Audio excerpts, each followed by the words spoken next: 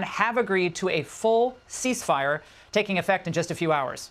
In a Truth Social post in the last hour, the president wrote, "Congratulations to everyone. There will be a complete and total ceasefire in approximately 6 hours from now, when Israel and Iran would have wound down and completed their in-progress final missions. For 12 hours, at which point the war will be considered ended."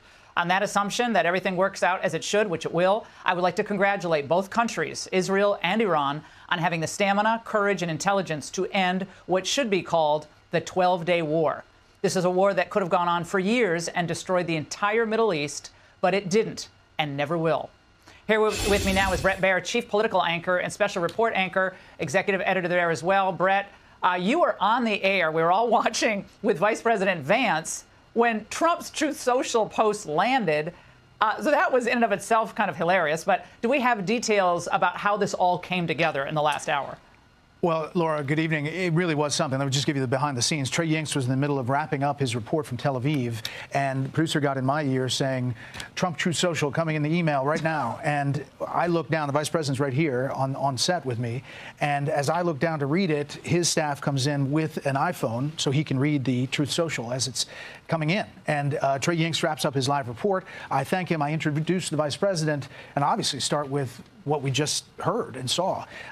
And he said he had heard about it, talked about it, hadn't seen the final version, and that's what he was reacting to. Since then, we've learned that Qatar was the intermediary, and that Iran officials are now saying they did, in fact, authorize Qatar to negotiate on their behalf, at least according to Reuters and other wire services, and that the Israelis are going to agree to this in a 6-hour time frame. Now, what happens between now and the 6 hours? I expect a lot of kinetic action inside Iran from the Israelis, but that's what it looks like. And then the details that the president laid out about how it follows over the next 24, 48 hours, we don't know what that picture looks like or whether it leads to negotiations. Well, what was stunning is that just in the last several hours, the supreme leader put out a statement saying, "We will not submit. We will never submit."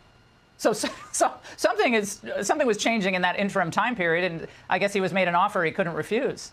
Maybe so. We don't know. The supreme leader is supposed to be holed up in a bunker. That the going thing in Iran, we're told, is that everyone doesn't know where he is except the Israelis and the U.S. And they have said that they could take him out at any time.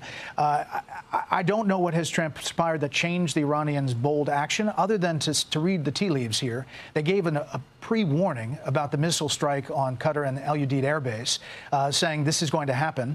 Get your people out of there. And then the air defenses took down those missiles, including one from Qatar. And, you know, I think that the president's very weak response post and let's get to peace started phone calls between all of the parties, according to the vice president. And in between the time he left the White House and the time he arrived on this set, something had transpired to get that Truth Social post. And the president even thanked Iran for the heads up, as you noted with Vance, which it all seemed like it was missile theater at some point. They gave them a chance to save face, shoot up a couple of, what looked like Roman candles. I mean, they were missiles, yeah. But and no damage was done, as far as we understand, on the ground. So you wonder why they even went through that exercise. But nevertheless, the president didn't choose to humiliate Iran in this moment, which I think that's classic Trump. He wants to give people a way out.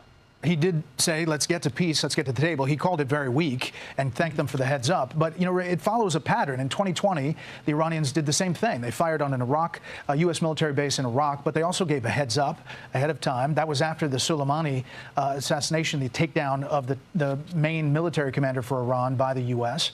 And so it follows a pattern. We'll see if this also follows a ceasefire, because, as you know, the Israelis feel like they have a lot of superiority in the skies and they can take out targets at will. And they're on the cusp of making a big change to their existential threat. So it may be tough for them to agree to it, but I think the president is pushing. And, Bret, although people don't want to be political in this moment, politics always enters the equation. We had an enormous amount of kind of nastiness across the political aisle over the last few days regarding the president's decision. So some Democrats were more, tepid about it, but others were basically very, very negative on what the president was doing. How do you see this moment playing out politically? I mean, John Fetterman was the only Democrat I saw very vocal in his support of the action. Others were either tepid or saying it was unconstitutional and he had to come to Congress first. I think a lot of those Democrats, if you look back at President Obama's actions in Lebanon, in Syria, they were not anywhere near as vocal about the congressional authorization issue back then. Politically, I think it plays pretty well. He's kept his party largely together. There are some vocal voices, as you know, Marjorie Taylor Greene and others, Tom Massey, but fairly small in number and in voice. And I think it really depends how this ceasefire works out and what comes next.